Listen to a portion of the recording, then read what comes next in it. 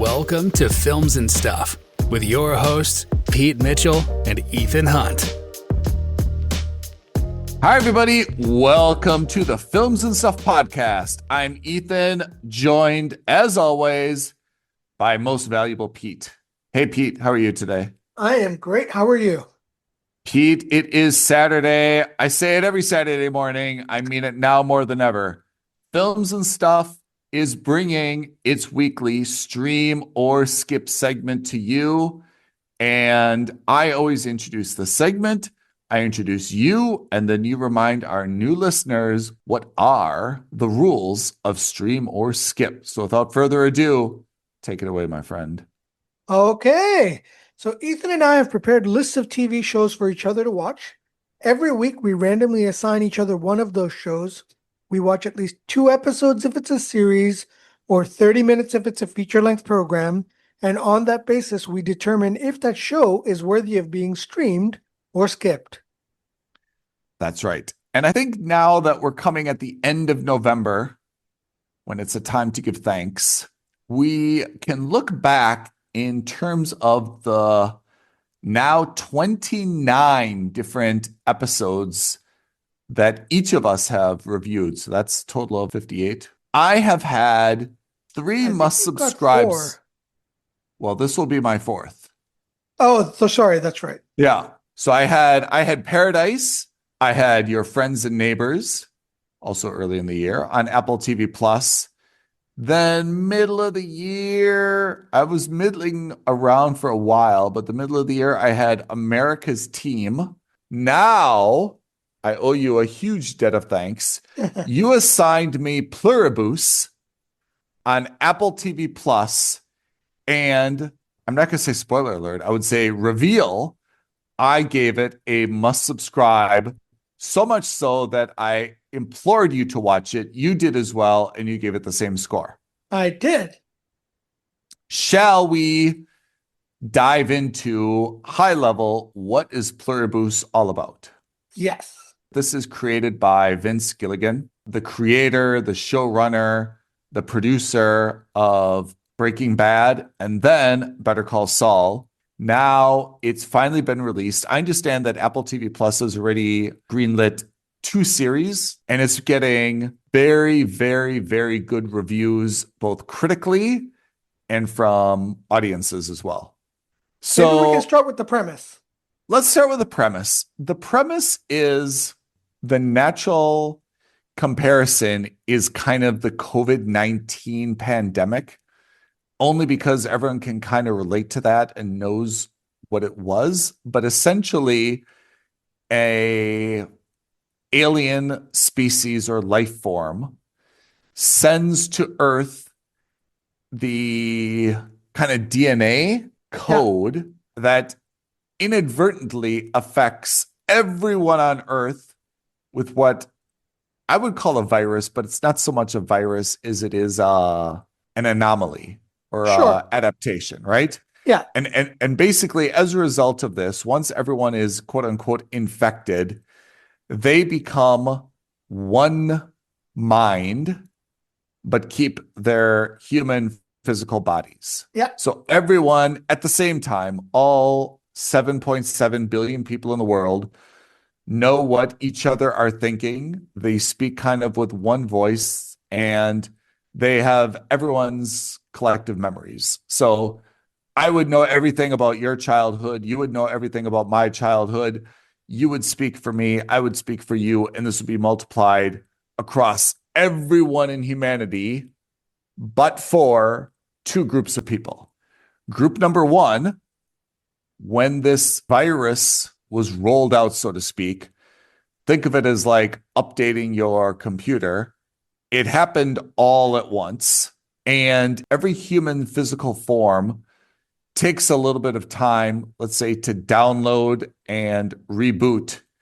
And during that time, if you're just sitting in front of your laptop, basically it was like the spinning wheel, and you were just kind of on pause and everything was fine. If you happen to be driving a car, flying an airplane, you may have died.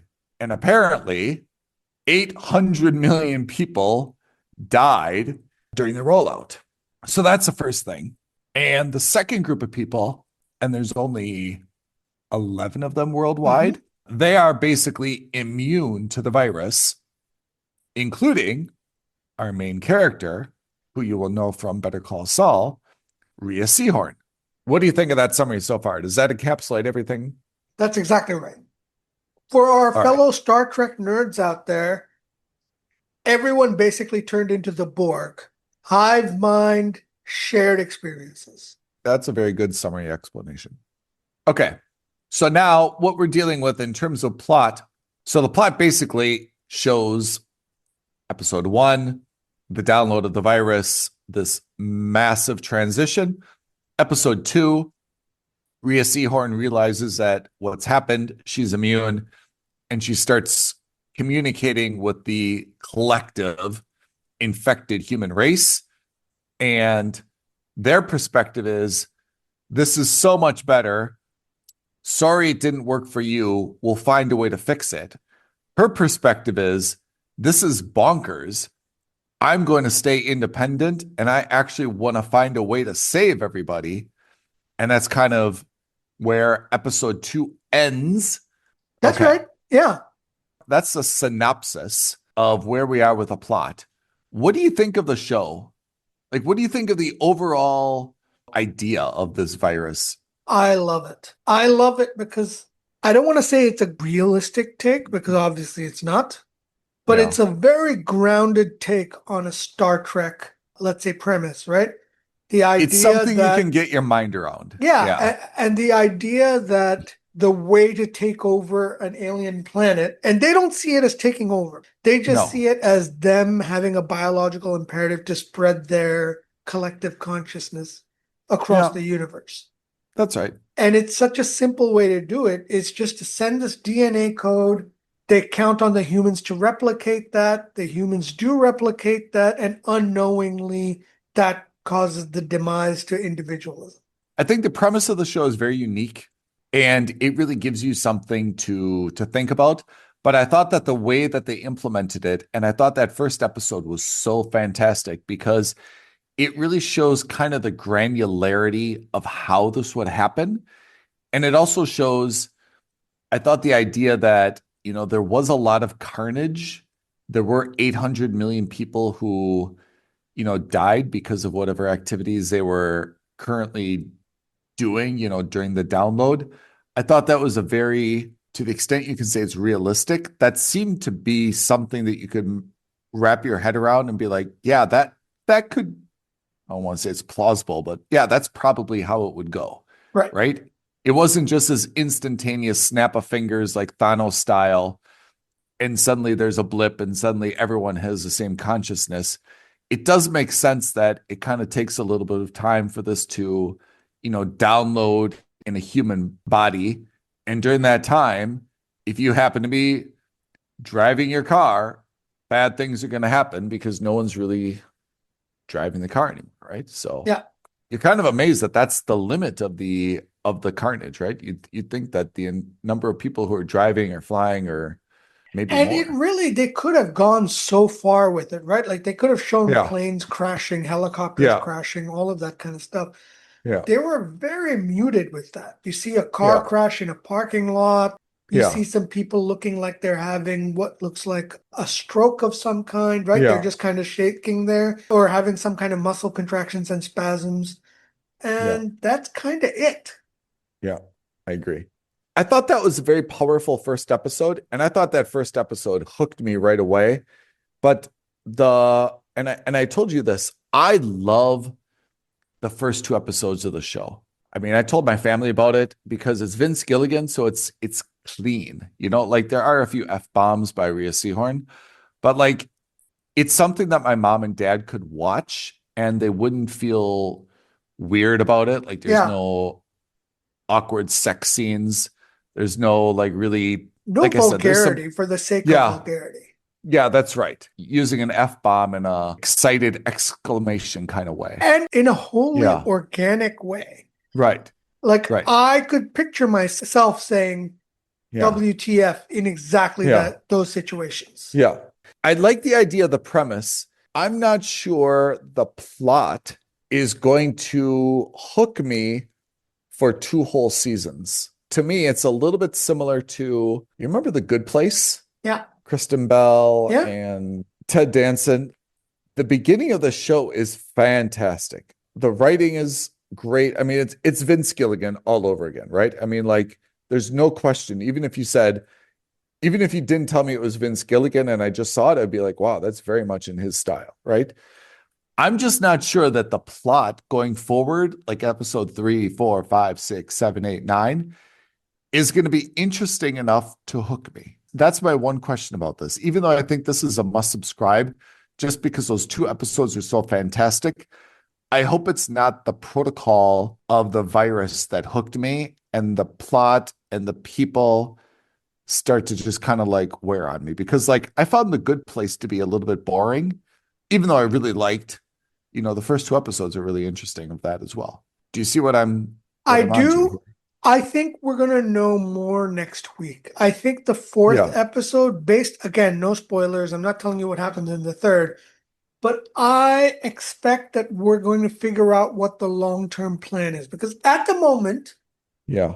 Rhea Seehorn's character is in what I would call a reactive state. Yeah. The first episode is all about her figuring out what's happening. Yeah. That's a discovery episode. The second episode is her, the same thing, kind of exploring options and figuring out, okay, there's 10 other people on the planet who are in the same position as me. I want to meet them, or as many of them as I can. She meets 6 of them. That meeting doesn't go the way she plans on it because she assumes everyone would have the same mindset she has. That's right. Which is, these aliens are here to take over the planet. They've successfully done so. Yeah. We are now the de facto resistance. How do we take it back? Yeah. Maybe I'm reading too much into it, but that's my feeling is that's what's going through her mindset in this. I totally agree. That was absolutely her intention. And she kind of thought everyone was gonna, like, she would have all these allies and they would band together and be like, yeah, let's figure this out. What can we do? What if we would do this? Like, to her dismay, that is not the case because they're all kind of like in this euphoric state of, hey, the world is kind of perfect right now. No more crime, no more fighting, no more wars, no more nothing. Yes, we have a collective, but I'm still an individual. And guess what? They're allowing me to do whatever I want, right? Like this guy shows up. He's got Air Force One and as his personal jet.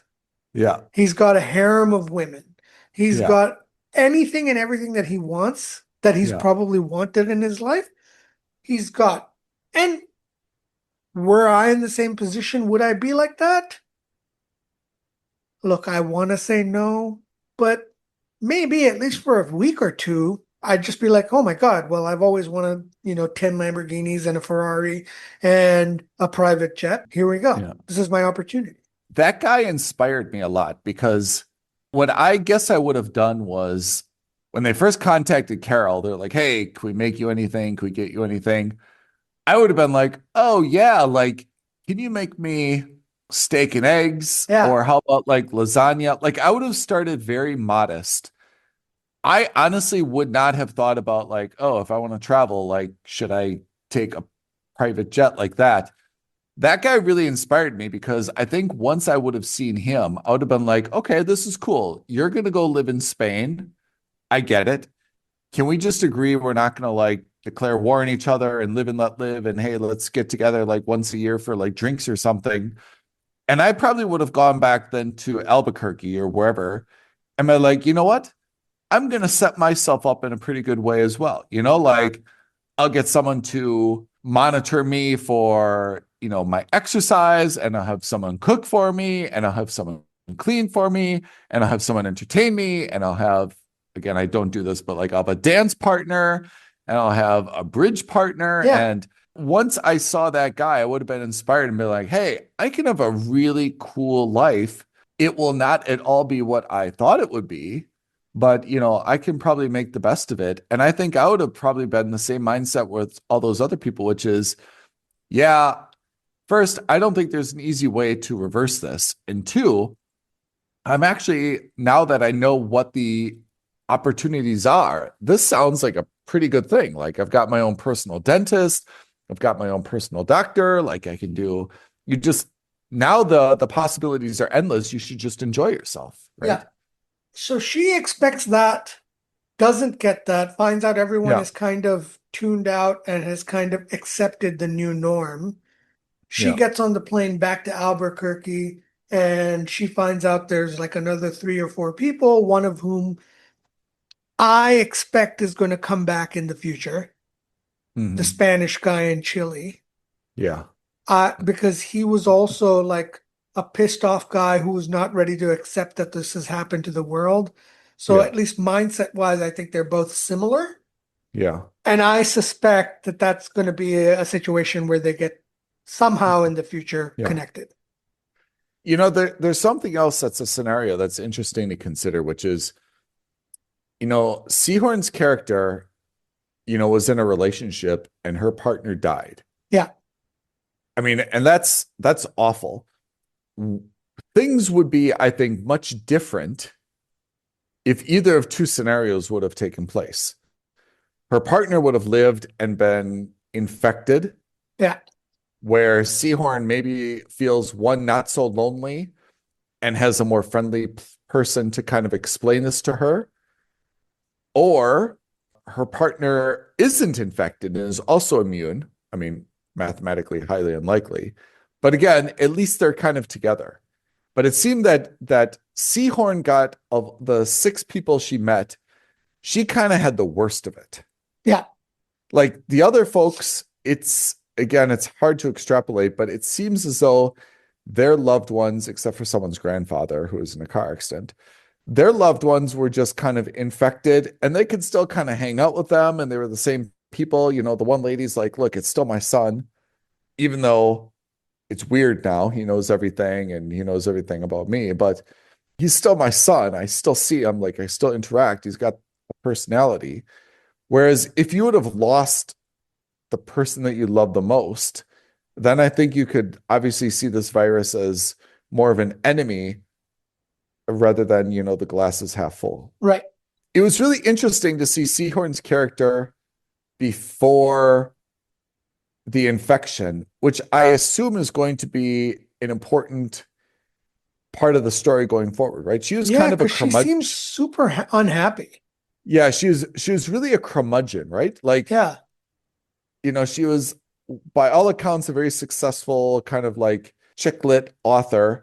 But I think she kind of felt like, oh my God, I hate writing this stuff. It's so pathetic. All my fans are kind of pathetic. Like, I just don't really want to do this. I was destined for like so much more. But then she's either afraid or can't, do like a literary work that's a little bit more serious that she feels like is more appropriate for her. So she's really kind of in this stuck in between these two worlds where she's financially and reputationally very successful, but not really finding it fulfilling at all, but not really able to kind of get where she wants. And I think that curmudgeon perspective maybe is something that's going to either be her defining characteristic throughout this series, or it's going to be something that this event allows her to overcome or forces her to overcome. Yeah. That's the first 2, soon to be 3 episodes of Pluribus. So yeah, that's where we are. Apple TV Plus just released November 7th. So about a week ago, we're hooked for the long term. But after the first 2, I was breathless. And I'm like, Pete, you got to watch this. It's so good. Yeah, and, it was fantastic. It did not disappoint. So that is Pluribus, Apple TV Plus, Vince Gilligan, Rhea Seahorn.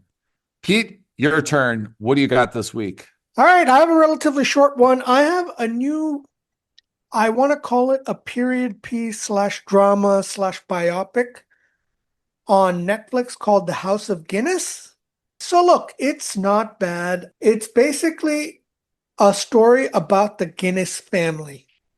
And this is the same Guinness that's of the beer, the famous Irish brewery. That's right. The show starts with the funeral of the founder of Guinness. And he's got 4 kids, 3 sons and 1 daughter. One son has been living in London for the last 5 years. The other son has been running the factory for the last 5 years. The daughter is married to a reverend, and the last son is kind of like this layabout who's got a gambling problem and a drinking problem. He's Yeah. kind of like the bum of the family, as it were. Yep.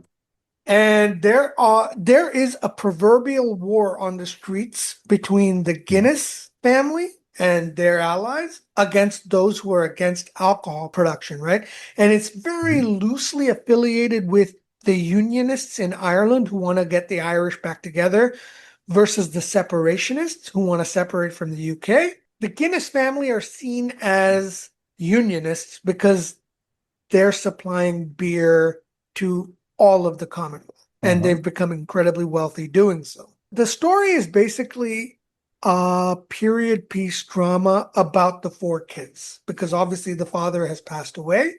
And in passing, he's left the distillery to the 2 eldest boys, the one who was in London and the one who's actually been running the show.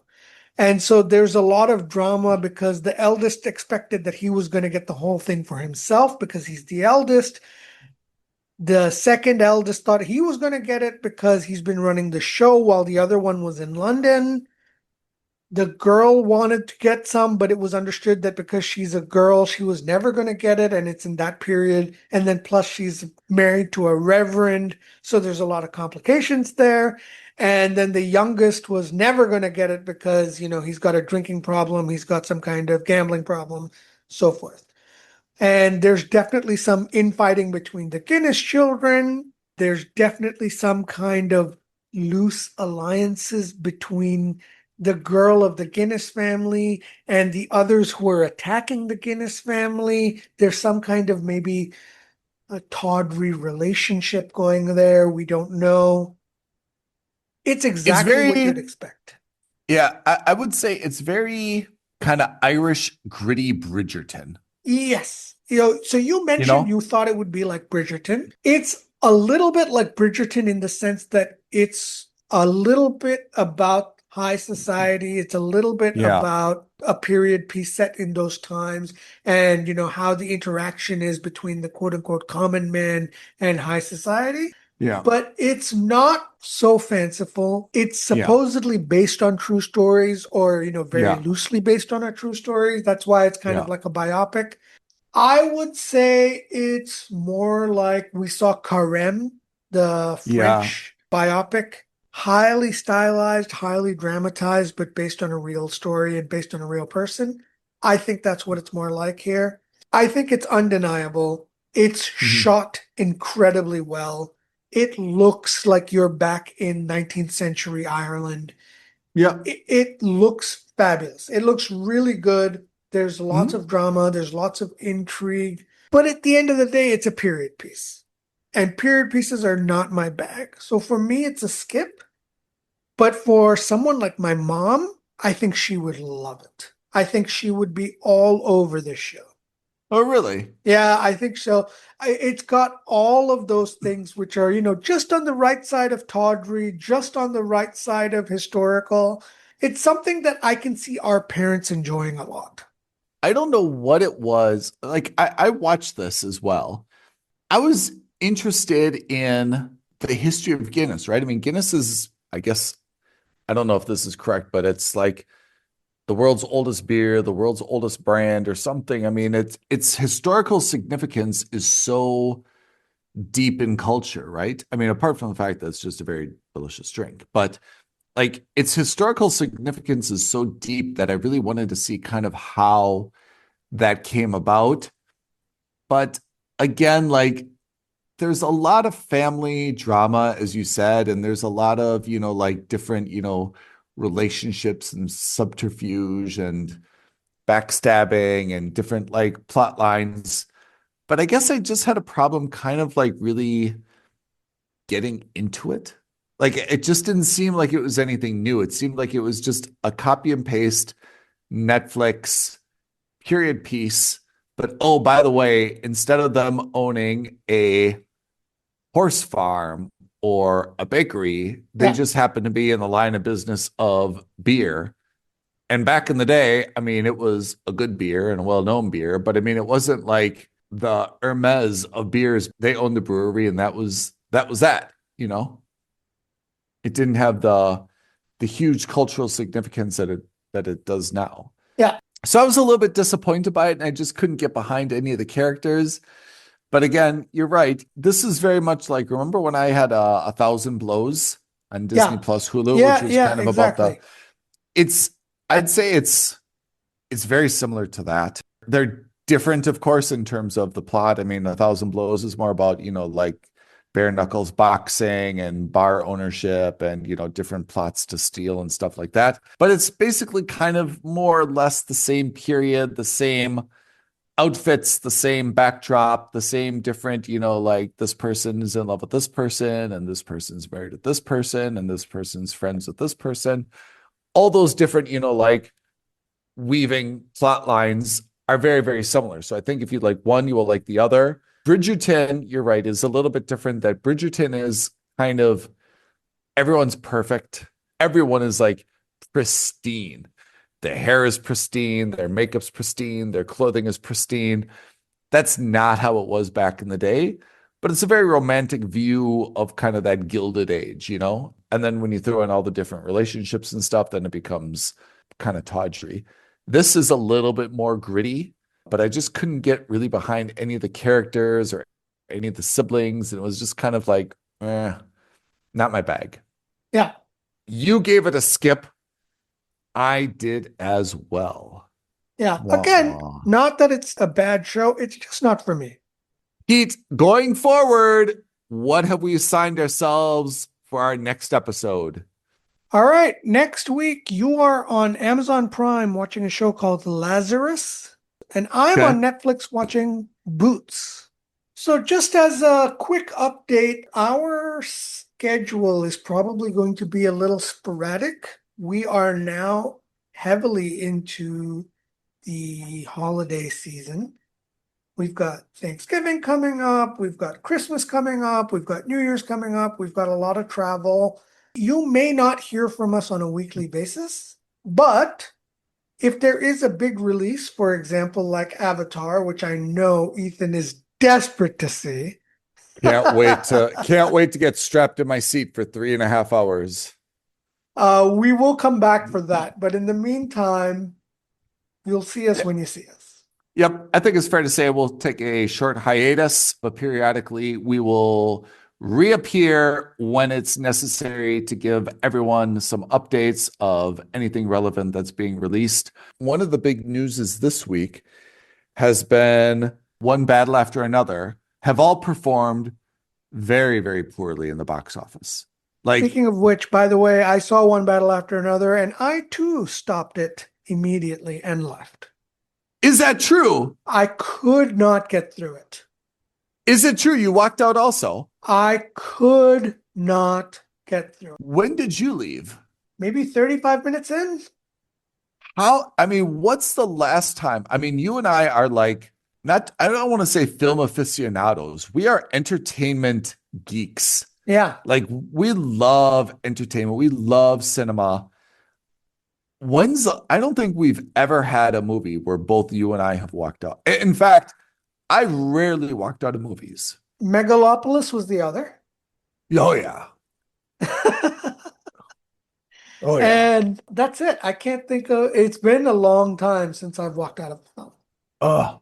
Tell me what got you, like what forced your hand? I just found the main character, the lady, to be so unlikable. Yeah. I found the whole premise, it's a very political statement. Yeah, absolutely. And that's okay. That's every filmmaker's right. But I felt that the political statement was just so ugly in terms of how it was carried out or justified. I just did not feel good during the movie. And I have to say, it's well made. I mean, the quality is there. But in terms of being an enjoyable product to watch, I found it like a little bit revolting. Yeah. Like I found myself saying like, I don't like this character. I don't like what they're doing. Whether or not their viewpoint is right or wrong, that's for everyone to decide, right? I mean, that's different. But absolutely, I feel like no one can really justify the way that they are carrying it out. It is really awful. Maybe my problem is everyone is awful, whether there's good guys or bad guys, or the right side or the wrong side, whatever you want to characterize it as. Everyone was awful in that movie. Like there was no redeeming person in that movie. Everyone was awful. They were awful people. They were awful citizens. They were awful parents. They were awful friends. Like there was just, I felt no one who was like redeeming character in that. So 100%. that's why I left. It's not going to sound nice, but like, I'm so happy you left. Like, I'm so happy you didn't enjoy it, because it really validated that what I was feeling when I was watching this was not because I was having a bad day or I was in a bad mood or like I was tired or something. It really validates that like, yeah, I'm not the only person to feel this way. Yeah. And the box office numbers, to be honest, reflect that as well. And I think that was one of the big things this week, which is, I think, a bad trend. And that is, if independent movies like these new IPs are not going to perform well, but if filmmakers are going to be dissuaded or film studios are going to be dissuaded from funding independent movies, all we're going to be left with is Transformers 10, Yeah. another James Bond, and another Fast and Furious. And suddenly you're only going to get Sequels and franchise movies. Yeah. Yes. Exactly. And that's a bad thing, because we've been criticizing, even though you and I love the franchises, we've kind of been criticizing the franchises sometimes, which is, do we really need another Transformers? No. Do we really need another Fast and Furious? No. But when we have alternatives, no one's watching them. Yeah. Yeah, no one's watching them. So studios are not without intelligence. They say, well, look, we're just going to make the same old crap that you guys obviously go and see and love. Like, we're not here to like judge. We make what you buy, and this is what you want to buy. We're serving you. Yeah. And that's disappointing, because that's not a trend that I'm a fan of, even though I do love a lot of the franchises. That's not a trend that I'm a fan of. But I have to say, you're not giving me any alternatives. Like, all the other new IPs kind of suck. One battle after another sucks. Anyway, Pete, before we go on a brief hiatus, give our listeners our YouTube and other social media creds so people can like, thumbs up, ring bells, give us comments, make suggestions, and so forth. All righty. Like this video, leave a comment below, subscribe to our channel, and don't forget to hit that notification bell. Could not have said it better myself. Listeners, thank you for tuning in. Pete, as always, the most valuable. Appreciate you joining us. We will see everyone next episode, Films and Stuff Podcast. Thanks, all. Thanks, Ethan. Thanks, everyone. Bye now. Thank you for listening to another episode of Films and Stuff. If you haven't already, please subscribe and review on Apple Podcasts, Spotify, or wherever podcasts are downloaded. Films and Stuff. There is no substitute.